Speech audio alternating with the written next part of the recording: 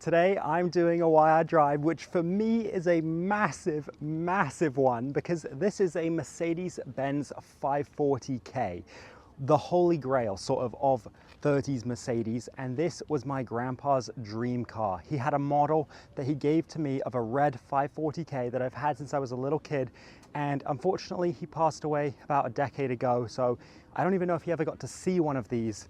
So for me to be able to do an interview with one is like, I have goosebumps right now. This is incredibly special and I can't quite believe it's happening. So I would like to thank the Nethercutt Collection for allowing me to do this interview with them. We're going to find out why the owner drives this car, why they own this car, and the incredible story behind this car. Because when you have a car like this, it's not just a car, it's a piece of art and a piece of history. And today we're going to find out what this car went through to be sitting here today with me. Let's go. So right here is the owner of this car, and we just did your Vespa Jolly. Yeah, that was a lot of fun. And now we're doing this. It's a little bit different. So what is this? This is our 1938 Mercedes Benz 540K Cabriolet A. It's a car that has been restored 3 times in its life. The last restoration was back in 2012, and it's most likely going to be its last restoration because we really knocked it out of the park with this one. The car has a fascinating story. It was originally owned by an American playboy living in London. So what makes this car really rare, as I said, it's a Cabriolet A body. Most of them are left-hand drive. This one happens to be a right-hand drive, which is one of about 8 ever built. Wow. However, this is the very own one of its kind that has miles per hour gauges because it was originally sent to London. So the guy who ordered it wanted it to be sporty, but also wanted it to be roomy enough for enough space for luggage for him and a female companion for weekend getaways. And during one of those weekend getaways, he was driving the car in Italy when World War II broke out. So he actually abandoned the car in the streets of Italy and fled back to England. So throughout the entirety of World War II, this car sat in the streets of Italy. Like just sitting there? Just sitting there. So no bullet holes. The fact that it never got ran over by a tank ever is pretty astonishing. So when World War II concluded, an American soldier just liberated it and took it and shipped it to the United States and sold it to a friend of his in New York, where it was restored there. We acquired it in 1968, restored it in the early 70s. It was a really ugly powder blue color. And then we brought it back to its original spec from 1938, black on black, how it was when it was new. So this is how the first Playboy owner ordered it? This is what it looked like. Wow. Black interior, black roof, and black paint. Black on black. Wow. Now what engine is in this car? It's a 5.4 liter overhead valve 8-cylinder with a supercharger. It makes about 185 horsepower. For back in the day, what was that, like 500, but in today's sort of horsepower? Yeah, I would say it'd probably be even more than that.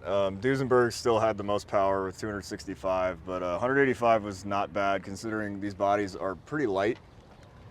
Wow. So when the first owner bought the car, what would it be in today's money? Millions of dollars? Like, ooh, is this a hypercar? I think the car was $28,000 US new, so yeah, quite a big penny back in the day. I just want to go over some of the design elements because they had lots of body styles for these, right? Yeah, so this is a Cabriolet A. They had a B, they had a C, they had the speed tails, they had the speedsters. So this is the Cabriolet A. It's a little bit smaller, so it doesn't really swoop off in the back, but plenty of room for luggage. And the car came with, you know, matching luggage. So I mean, you and me could go away for 4 days and fit all of our stuff, clothes, cameras, everything. Wow. Oh, the top goes down. Yeah, this it's a pain to take it down, but it does go down. We usually just leave it up. Complements the body lines well. And what's this for? Is this just design? It's called a Landau, Landau, depending on where you're from in the world, how you pronounce it. So this actually is a metal bar. This will close and then fold the rest of the top up. Ah, yeah, that makes sense. Ah, and then that's why it's shaped like that, so yeah, it lines over. Wow. And then here's one of the luggage pieces. Yep, so that's your interior luggage. There's some in the trunk as well, or the boot. Can we open the boot? Yeah, let's do that. The design of this car is just incredible. Oh my gosh, that is so cool. And this is all how it originally came from the factory? Yep, all original. I mean, we restored it obviously, but this is how it was when it was new. Same colors and all. Yeah, it's really, really pretty in the sunlight. It's that black is just such a deep paint. Yeah. And your family's had this car for 50 plus years, right? Yeah, we've had it since '68. Wow. And we've restored it twice. So since '68, do you take it on many driving tours and events? And Yeah, it was at the Las Vegas concourse earlier, or I guess I should say the end of last year now. We're in 2026. It gets out a lot. We try and take it to shows. It's a Pebble Beach class winner. She's won some trophies over the years. Wow. So what made your family want to buy this car back in '68? Like, how did they know that in 50 years it would be the thing to have? It comes down to my great-grandfather. He bought cars that he couldn't afford when he was young. So when he became successful, he bought the cars that were, you know, successful men and women would buy from his childhood. Just like, you know, the cars that we want to buy from our youth, same deal. Carrera GTs and stuff like that. Yeah, exactly. Ford GTs, Carrera GTs, you know. And this was that of his era in the 60s. Pretty much, yeah. This was I mean, not exactly a supercar, but close to it of the era. Wow. Can we open the door and check out the absolutely. interior? I got my tool bag in the passenger seat. What's the insignias on the door? I just so that's my grandparents. They it's very common in collector car world, especially if you show cars at concourses. You put your initials on the door. Something I don't think I'd ever do, but it's a long time tradition. And then even the door is all metal and wood. Yeah, it's all just a lot of labor of love. How much does it take to restore a car like this? How many hours? Now, hours depends on the type of car. Like our Gullwing we just finished took 6 years. But money-wise, if you want to do a complete full rotisserie everything, it's about $500,000 US for a Pebble Beach worthy restoration. Oh my gosh. Look at the seats. Yeah, so I got some junk in there. It's been out on the show all day, but yeah. And then the steering wheel, does this fold or adjust? I mean, no, what's that's the timing right there, that little thing right in the center. That's how you advance and retard your timing. Wow. And then the horn is the silver ring. And is this ivory in the middle? Yeah.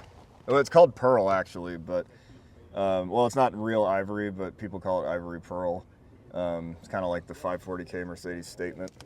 Wow. Oh my gosh, and the wood everywhere too. This is the most gorgeous wood I've ever seen in a car. It's really pretty.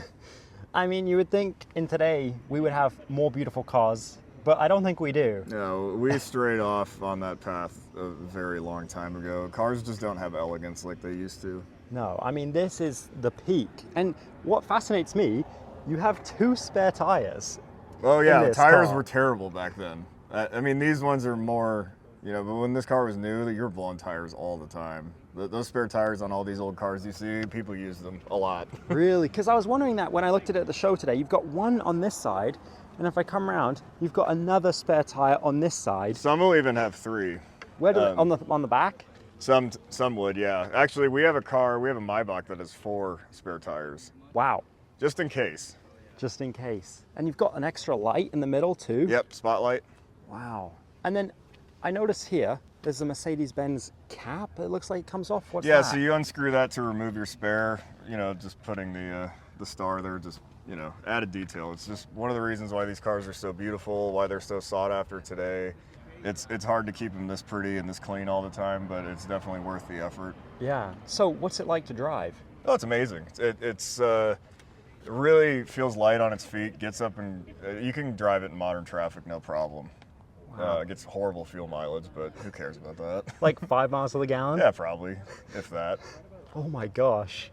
Well, do you mind if we start it up and take it for a ride? Let's do it. All right. I'd love to. Let's hear this thing.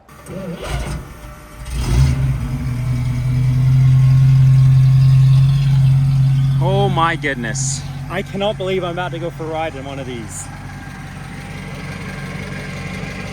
I didn't know which way the door handle went. Wow, what a car. And give it a good slam. Perfect. There we go. Do you have a seatbelt? Hell no, there's no seatbelts. Oh my We gosh. die like men.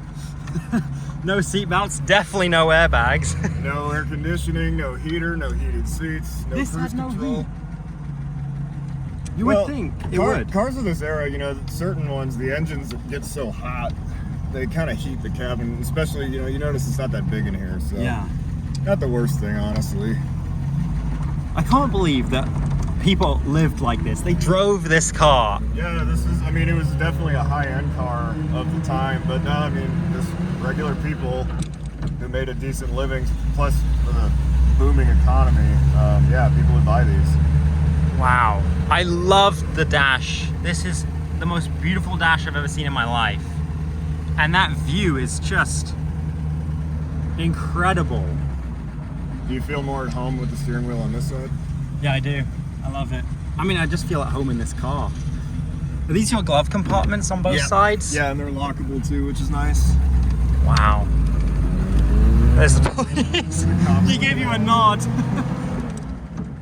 I mean, oh my gosh.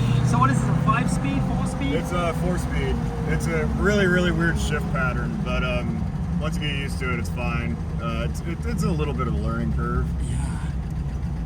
What's it like to take this thing out on the streets? People's reactions? Nerve-wracking, especially in traffic. You know, people get distracted, so they're not paying attention themselves. But it's so great to drive. I mean, you can feel it now. We're just cruising. It's got plenty of torque. Once I felt that. Supercharger kicks in. Are you able to hear the whine at all? Yeah. Wow. Oh my gosh. This is just the coolest thing ever. Thank you so much for this, man. Of course. It's just, I know my grandpa is watching me smiling.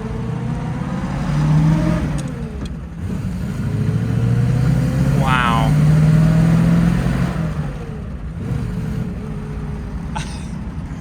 I'm getting to fulfill his lifelong dream. This was his dream car. Was it really? Yeah, my grandpa, I have a model he gave to me. He's living vicariously through you right now.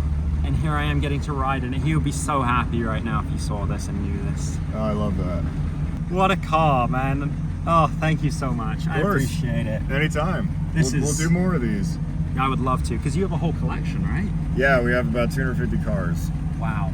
So maybe I come to LA and I think, do a few more. you need to spend a couple months hanging out with our cars. It'll take that long. I can't believe it. I'm so glad that I got to meet you. And thank you to David for introducing us. And thank you, David. Thank you for the Arizona Concourse presenting this opportunity. You're bringing the car out and allowing me to go for a ride in it and taking the time out of your day. So, wow. If you want to be in a Why I Drive, you don't need to have a 540K. Doesn't matter what you drive. If I like it, I'm interested in it, then let's do a video. You can submit it. The link is in the description to apply. And remember, God loves you. Never ever quit your dreams. I'll see you in the next video.